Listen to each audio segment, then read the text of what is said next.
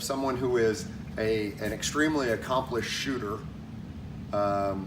probably better than 99% of the people watching this video, no offense, but honesty, and you're still thinking about application for self-defense reasons, whether or not we hear all the time, well, I got a gun, I don't need self-defense, which is crap.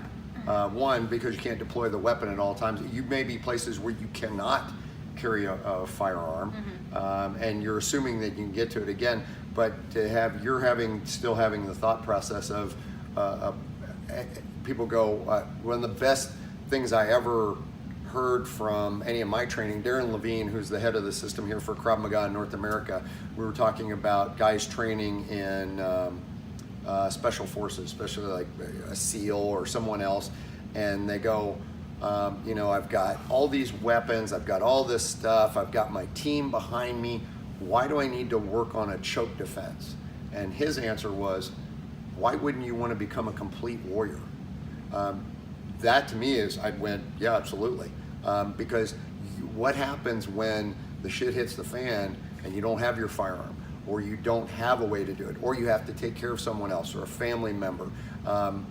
That's the worst time to go, hey, I wish I would have done these things. So to look at that specifically, how it ties in, this is something that for me, I've shot before, I did a training in the military. My process was fighting and understanding, and then I could still use this. With Corinne's, I guess she had mentioned it was the reverse of that, but it's still the understanding of just because I have a firearm doesn't mean I can fight and that I'll be able to use it. Or just because you can hit the bullseye every single time standing still on a static range deck with no artificial or real or simulated stress at all doesn't mean that you're going to be able to fight with it. And so in the live fire portion of the class, I mean, yes, we need to brush up marksmanship. We need to be at a certain level before then we can add